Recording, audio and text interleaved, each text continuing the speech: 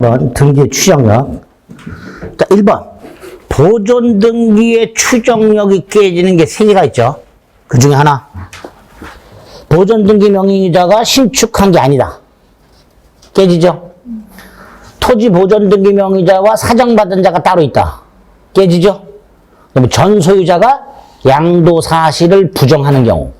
3가지 보존 등기 추정력 깨지는 거 기억하셔야 됩니다. 답은 1번이죠. 깨진다 그래야죠. 2번은 등기가 원인 없이 말소됐다니까 불법 말소죠. 자, 등기는 권리의 존속 요건이 아니니까 불법 말소되었다 하더라도 권리는 소멸하지 않는다. 즉 회복 등기 전이라도 그 말소된 등기 명의는 여전히 권리자로 추정된다. 이렇게 되겠죠. 3번 환매권이 등기되어 있으면 당연히 환매 특약이 있었다 라고 추정되겠죠. 그게 등기 추정력이죠. 반면에 4번 가등기는 추정력이 있다 없다? 없다. 가등기는 추정되지 않는다.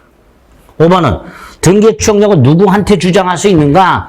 소유권 이전 등기 경우에 현재 등기 명의인은 제3자에 대해서뿐만 아니라 전 등기 명의인에 대해서도 추정된다. 추정력을 주장할 수 있다. 이렇게 되죠. 5번이죠. 자주점유는 뭐 그러려니 하고 보시자 그랬어요. 자, 1번 매도인에게 처분권이 없다는 이유로 매매가 무효. 갑과 을 사이에 매매가 있었는데 이 매매가 무효예요. 자, 그런데 이제 매수인이 점유하고 있어요. 일단 매수인 점유는 자주죠. 그죠? 매수인 점유는 자주로 추정됩니다. 그런데 만약에 이 매수인이 계약이 무효라는 사실을 알고 있어. 이때는 타주가 됩니다. 요게 악의의 무단점유라고 하는 거예요. 그런데 1번 이렇게 돼 있죠. 매매가 무효지만 두 번째 줄. 그 사실을 알지 못한 매수인이라고 돼 있죠. 그러니까 자주죠. 자, 2번은 구분소유적 공유라고 해서요. 갑과 을이 공유로 등기가 되어 있지만 특정 부분을 배타적으로 점유 사용 수익하고 있는 경우. 이런 걸 이제 구분소유적 공유라고 한다고 그랬어요. 이때 자기가 배타적으로 점유 사용하는 부분은 자주고요. 만약에 을이 소유하는 점유하는 부분을 갑이 점유하고 있어요. 이 타주가 돼요. 이렇게. 자기가 배타적으로 점유하는 부분은 자주. 만약에 다른 구분수적 공유자의 점유 부분까지 갑이 점유. 그럼 그건 타주 이렇게 됩니다. 구분수적 공유가 아닌 그냥 공유는 좀 다르죠. 그냥 공유는 갑이 전체를 점유하고 있으면 면적이 아니고 자신의 지분 비율만큼 자주. 다른 공유자의 지분 비율만큼은 타주 이렇게 되죠. 구분수적 공유자는 자기가 점유하는 부분은 자주. 자기 점유 부분은. 다른 구분수적 공유자의 점유 부분은 타주 이렇게 되죠. 문제는 구분수적 공유 관계에서 어느 공유자 갑이 매매 등 별도의 자주 점유가 가능한 원인에 의해서 을이 소유 점유하는 특정 부분을 취득해서 점유했다고 주장. 다시 말해서 갑이 나는 여기를 을로부터 샀다. 매수했다. 라고 주장하면서 점유. 그건 뭐예요? 자주죠, 자주. 그런 말이 없으면 타주인데, 갑이, 나 여기 샀다, 을한테. 라고 주장하면서 점유. 그럼 뭐가 된다? 자주죠. 매수인의 점유니까. 옳은 질문이죠.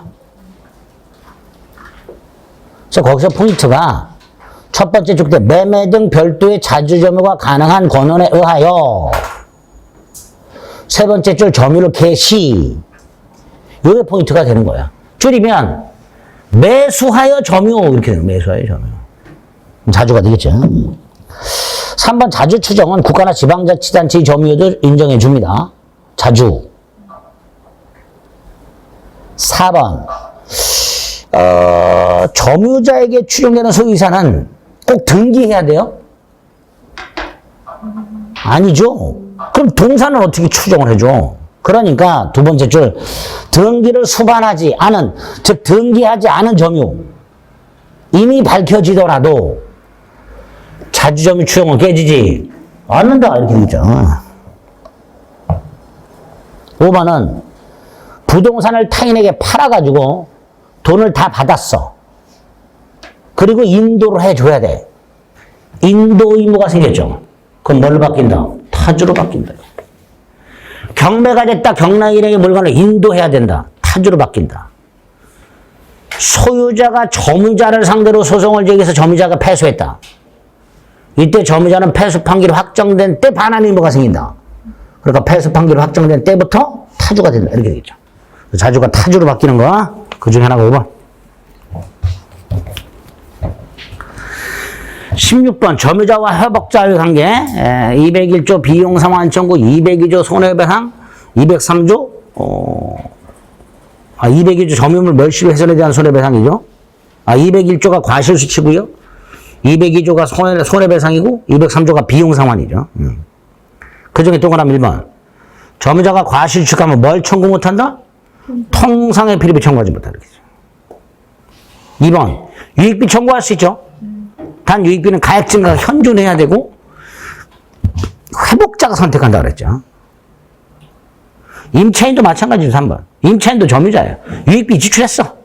임대차 종료 시에 가액 증가가 현존한 때 상환 청구할 수 있다. 4번. 점유물이 점유자의 귀책 사유로 멸실 훼손됐어요. 선의 자주 이익 현존 한도 배상, 악의 또는 선의 타주 전손해배상. 그죠? 주문 그대로. 5번은 필요비가 아니라 유익비죠. 법원을 통하여 상환기간을 허여받을 수 있는 건 뭐라고? 유익비. 이렇게 출제가 됐어요. 필요비라고. 16번에 2번도 유익비를 필요비를 바꿔서 출제한 게 있어요. 16번에 2번도 유익비라고 되어 있죠. 이걸 필요비를 바꿔서 출제한 게 있어요. 5번도 이렇게 필요비를 바꿔서 출제한 게 있고요. 조심하셔야 됩니다.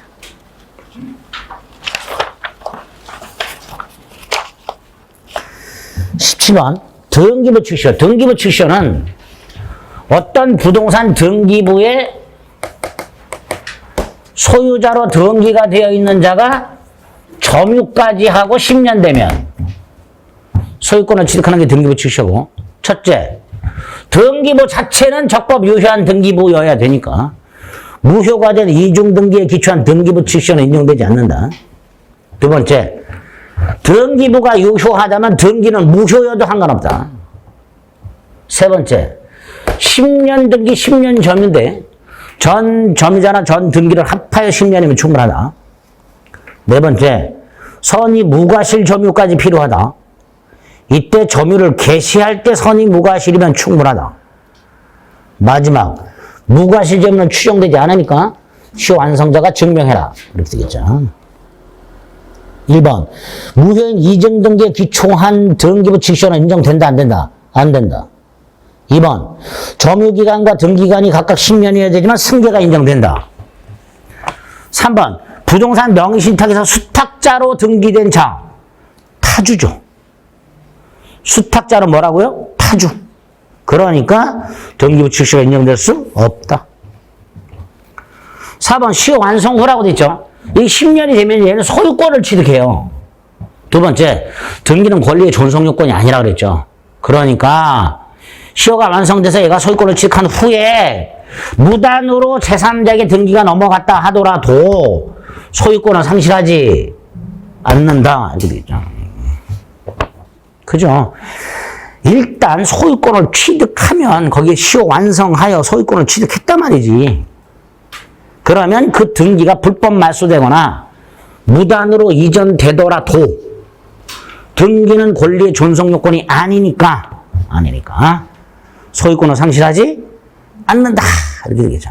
네, 4번 틀렸죠. 자, 잠깐 보세요. 얘가 아직 심혈이 안 된 상태예요. 근데 얘가 죽었어.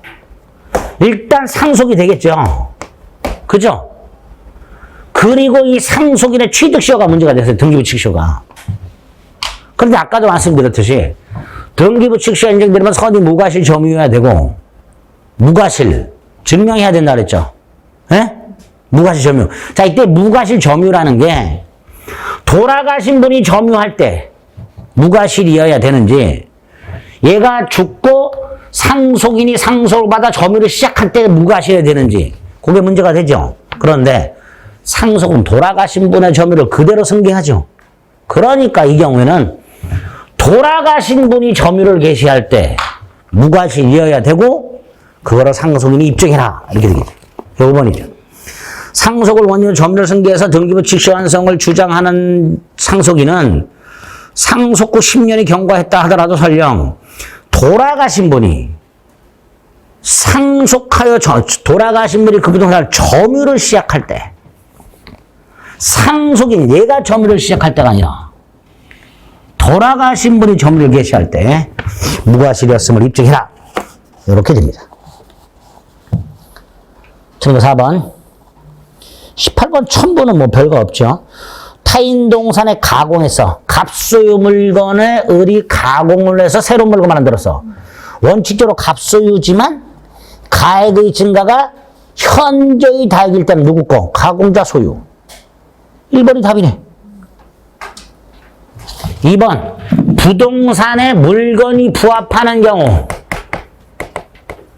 이 물건은 부동산도 되고 동산도 되고 건물 증축, 부동산에 부동산이 부합 이렇게 나오죠.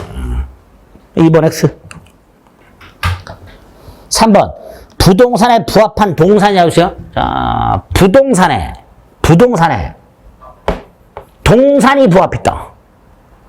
부동산 소유자의 소유죠.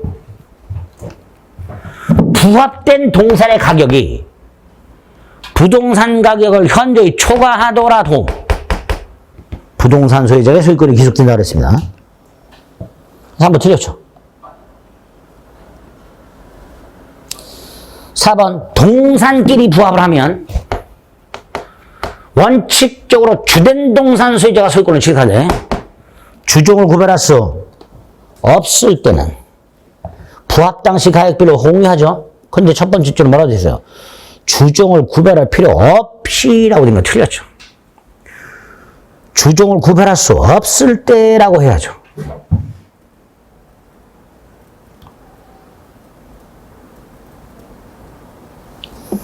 혼화는 동산과 동산이 혼화하죠. 그러니까 부동산 A 부합이 아니라 동산과 동산의 부합 규정을 적용하죠.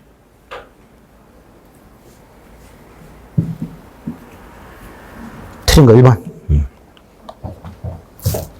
옳은 거 1번. 자, 9번. 용의권의 존속기한이라고 되어 있습니다. 자, 존속기한을 신경 써야 될 게 지상권이 있고 지역권인데 지역권은 규정이 없으니까 신경 안 써도 되고, 전세권 있고 민법상 임대차 있고 주택 임대차 있고 상가건물 임대차가 있죠. 존속기한이. 지상권은 최단 30년, 15년, 5년. 자, 최단 30년, 15년, 5년이 무슨 뜻이에요? 30년, 15년, 5년보다 단축하지 못한다. 최장은 없죠. 전세권은 최장 10년이죠. 10년 넘지 못한다. 넘으면 단축한다. 단 건물 전세권은 최단 1년. 1년 미만으로 정할 때 1년으로 본다. 이렇게 되죠. 건물 전세권만. 지상지역권, 지역권 어렵고. 민법상 임대차도 없죠. 그죠? 최장도 없고 최단도 없고. 주택임대차 최장 없고 최단만 2년. 2년 미만으로 정할 때 2년으로 본다. 예. 최단 1년. 1년 미만으로 정할 때 1년으로 본다. 이렇게 되죠. 기본이죠, 이게. 기업, 토지가 아니라 건물 전세권. 니은, 건물 이외에 공작물 소유 목적 지상권을 갱신한 경우 그 존속기간은 갱신한 날부터 5년을 넘지 못한다가 아니라 5년보다 단축하지 못한다. 5년보다 단축하지 못합니다. 그러니까 기억력은 일단 틀렸으니까 답은 2번. 3번 지역권엔 존속기간 규정 없고 전세권은 10년 넘지 못하니까 최장 10년이고 지상권 영구 무한으로 설정할 수 있고 이렇게 되죠. 그래서 답은 2번. 20번에 1번은 뭐죠? 지상권의 양도는 절대적으로 보장된다. 지상권 양도 금지 특약이 있다 하더라도 양도할 수 있다. 2번은 담보 목적 지상권. 토지 저당권을 취득한 자가 담보 목적으로 지상권까지 설정했다. 돈을 갚아가지고 채권이 소멸했다. 지상권도 소멸한다. 그죠? 그 다음 3번. 조심하자 그랬어요, 제가. 약정지상권은 유무상을 불문하지만 법정지상권은 유상이라 그랬어요. 법정사건이 성립하면 치료지급 의무가 생겨. 다만 그 치료액은 나중에 당사자 협의가 안 되면 법원에 청구해서 법원이 결정을 한다 그랬어요. 그래서 결정 전에는 치료연체가 있을 수 없다. 첫 번째. 두 번째, 결정이 됐다. 결정 후 2년 연체가 아니라 결정 전 후에 걸쳐 2년 연체하면 지상권 소멸을 청구할 수 있다. 소급하기 때문에. 그래서 3번 두 번째 줄 판결 확정 후가 아니라 판결 확정 전후. 전자를 쏙 뺐죠. 이렇게 된다니까. 이렇게 된다니까. 판결 확정 후 2년이 아니고 판결 확정 전후에 걸쳐 2년분 이상이면 소멸을 청구할 수 있게 되죠. 좀 치사한 것 같아도 이렇게 된단 말이죠. 4번 지상권과 지상물 소유권은 별개니까 따로따로 양도할 수 있다. 그래서 지상권자와 지상물 소유자가 반드시 일치할 필요 없다. 그 4번. 5번은 요거는 전후가 아니죠. 지상권의 지료연체가 토지소유권 양도 전후에 걸쳐 이루어졌다 하더라도 양수인, 양수인에게 2년이 아직 안 됐다면 지상권 소멸을 청구할 수 없다. 그렇죠. 지금 3번. 자, 21번에 1번. 전세권 법정갱신이라고 되어 있는데요. 전세권의 최단 존속기간 1년과 법정갱신은 건물전세권에만 인정된다 그랬어요. 그러니까 동그라미 1번에 토지가 아니라 건물을이라고 바꿔야 돼요. 옳은 문이죠. 토지를 목적으로 전세권을 설정했다. 법정갱신 인정되지 않는다. 법정갱신은 건물전세권에만 인정된다. 2번은 304조 1항 타인 소유 토지 위의 건물에 설정된 전세권 건물 소유를 목적으로 한 지상권 또는 임차권에도 효력이 미친다. 3번 아주 나오죠. 기존 채권으로 전세금지급을 가름할 수 있다. 4번 305조 법정상권. 누가 법정상권을 취득하죠? 전세권 설정자. 대지와 건물이 동일한 소유자에 속하고 건물의 전세권을 설정한 후 땅을 팔았을 때 대지의 특별승계인은 건물 소유자인 전세권 설정자에 대하여 지상권을 설정한 것을 본다. 틀린 게 5번이죠. 건물 일부에 대한 전세권이라고 돼 있죠. 전부를 경매할 수 있다 없다? 없다. 우선 면제를 받을 수는 있지만 전부를 경매할 수는 없다. 틀린 게 5번.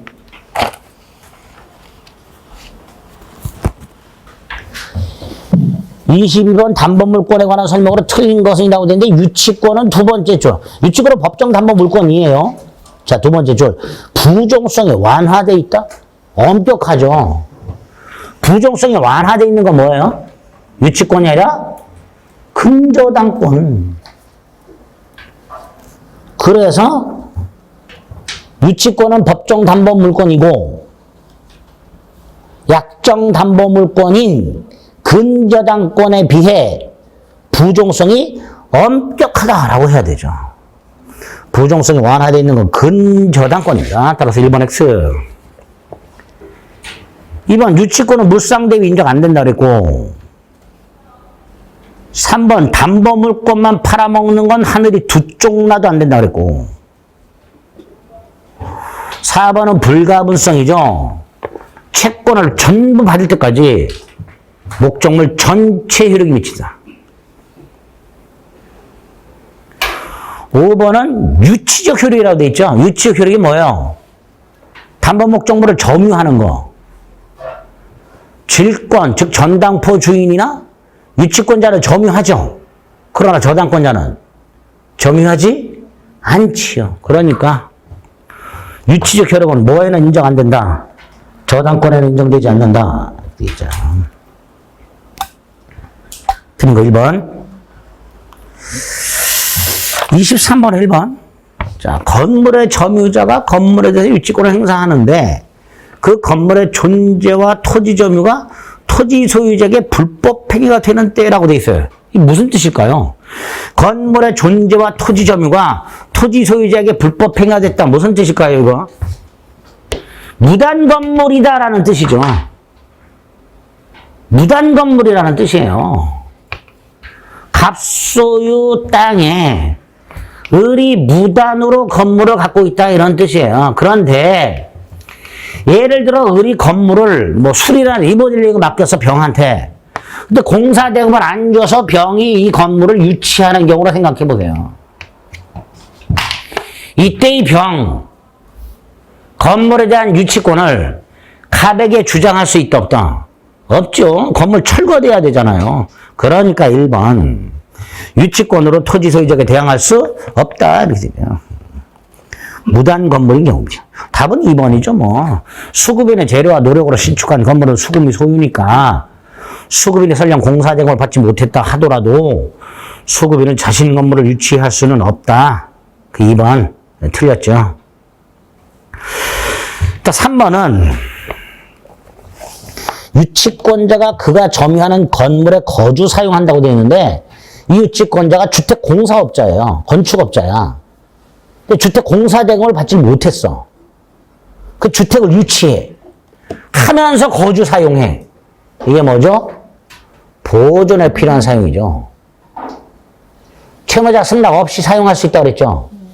대신 사용이익은 반환해야 된다고 그랬죠. 그게 3번. 4번은 두 번째 줄 권리금이 보여요. 보증금, 권리금, 건축 자재대금, 부속물 매매대금, 유치권 된다, 안 된다? 안 된다.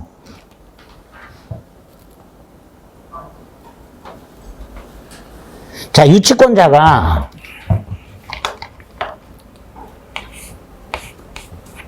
건물을 유치하고 있는 공사업자가 갑에 승낙 없이 전세계약을 체결했다. 할 수 있어요, 없어요? 없지. 갑의 승낙 없이는 유치물로 사용되어 담보 제공 못합니다. 그죠?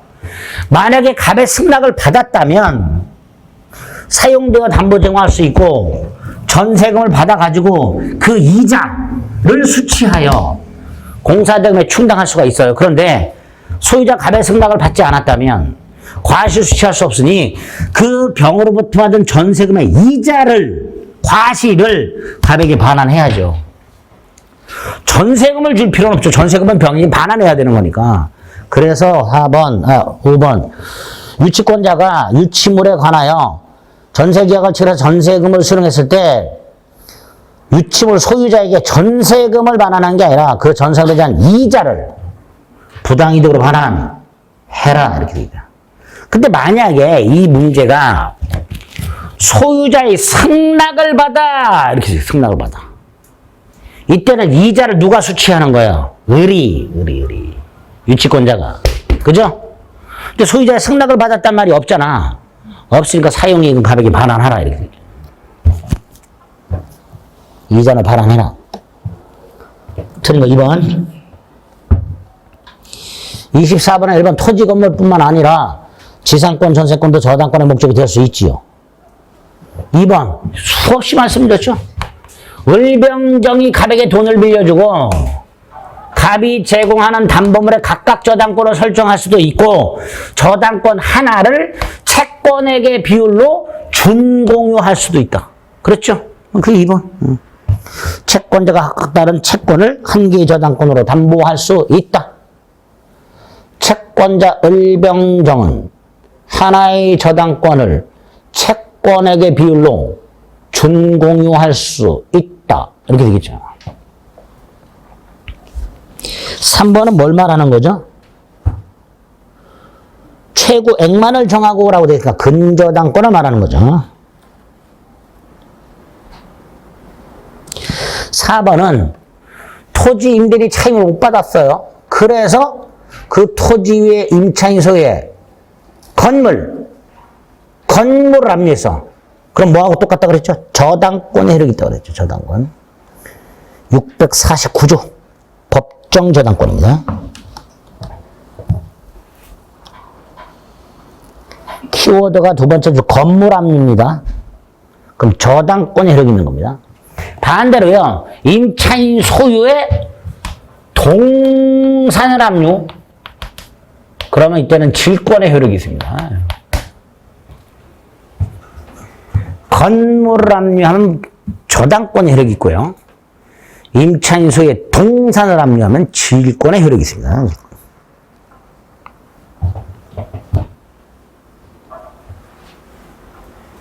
(5번은) 360조 피담보 채권의 범위. 원번 이자, 위약금, 채무 불이행을 이유로 한 손해배상, 저당권, 실행 비용을 담보한다. 이렇게 되죠. 틀린 거 2번. 25번 갑은 병에 대한 채무를 담보하기 위하여 자신 소유 X토지의 병명의로 근저당권을 설정해줬다. 갑 소유 땅에 병명의 근저당권이 있어요. 그런데 그 후 갑은 X토지를 을에게 팔았대요. 자, 이 을 뭐가 되는 거죠? 제3취득자. 뭐가 된다고요? 제3취득자. 자, 제3취득자는 뭐 할 수 있죠? 경매인 될 수 있죠. 변제권 있죠. 구상권 있고요. 비용 우선상은 맞죠.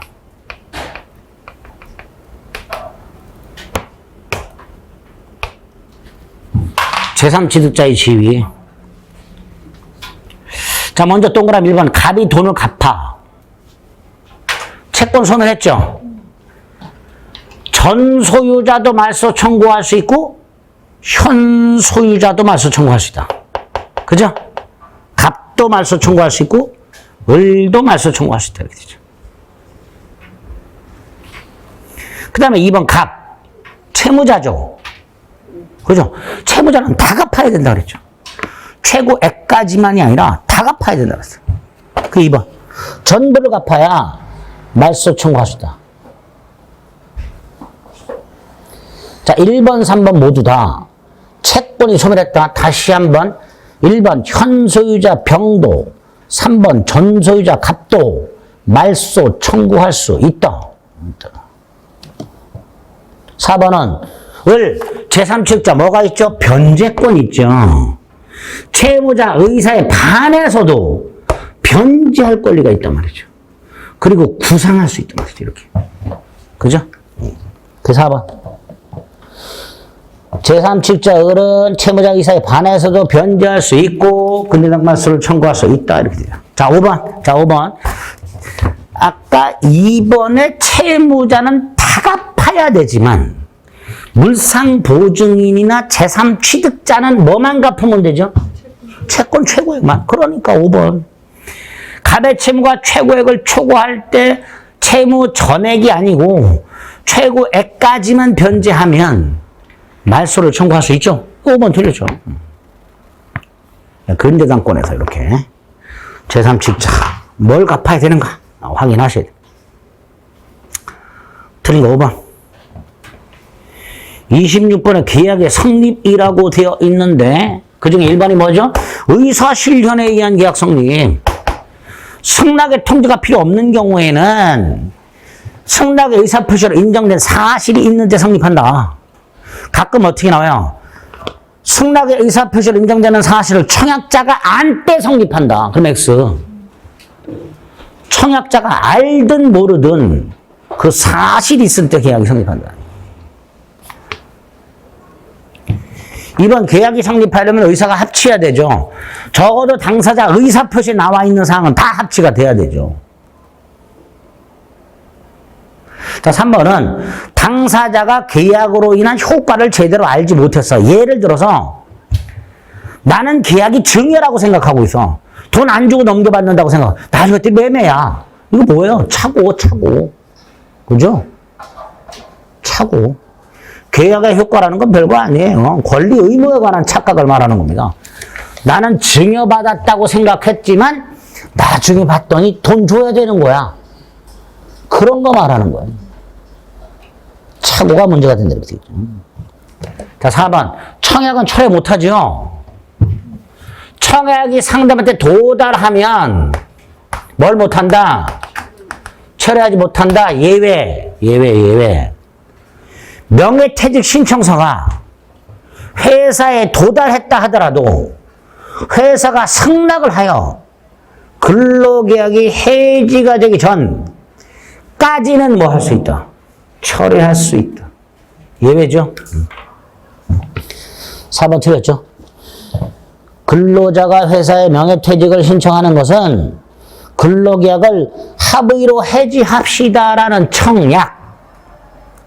그게 회사에 도달했다 하더라도 회사가 오케이 승낙을 해서 근로계약이 합의 해지되기 전에는 철회할 수 있다. 판례. 4번 X. 5번은 529조. 승낙기간을 정하지 않은 청약은 상당한 기간 내에 승낙 통지를 받지 못한 때 효력을 잃는다. 이렇게 돼 있죠? 529조. 친구 4번.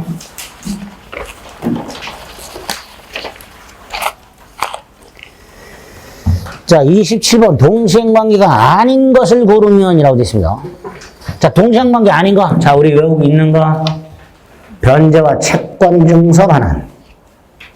변제와 담보권 말소. 그게 5번이죠. 변제와 담보권 말소. 구체적으로 변제와 저당권 등기 말소. 변제와 가등기, 담보 목적 가등기 말소. 변제와 담보 목적 소유권 등기 말소. 이건 동시행관계가 아니다. 토지거래 허가 신청 절차 협력과 대금 지급 의무. 임대인의 보증금 반환과 임차인의 임차권 등기 말소 의무. 근저당권 실행 경매가 무효가 되었을 때 낙찰자의 말소 등기 의무와 배당받은 근저당권자의 배당금 반환 의무. 이런 건 동시행 관계가 아니다. 외우고 있었죠. 답이 5번이죠. 자, 동시행 관계인 거 1번은 좀 따로 기억해주세요. 변제와 영수증 교부가 동시행 관계죠. 그런데 돈을 빌리면서 차용증을 써주는 대신 엄을 발행한 경우, 이때는 변제와 엄 반환은 동시 이행 관계입니다. 변제와 엄 반환은 동시행 관계고. 2번은 내가 아파트를 인테리어를 맡겼어. 그러면 보수를 지급해야 되죠. 근데 하자가 있어. 그럼 손해배상 받아야 되지. 그게 동시행 관계랍니다. 네? 네. 그게 2번. 도급인의 하자 보수 및 손해배상 청구와 수급인이 돈 내놔. 동시행 관계다.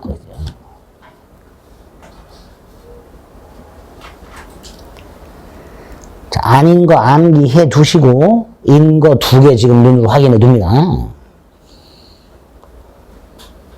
그래서 동시행관계가 아닌 거 5개는 꼭 기억을 해 두셔야 됩니다. 답은 5번. 소비대차 계약에서 채무담보 목적으로 저당권 등기가 됐다. 돈 갚는 것과 저당권 등기 말소는 동시행관계가 아니다. 이렇게 되겠죠. 답은 5번. 자, 28번 제3자로 인양해. 잠시 쉬었다 할까요? 네.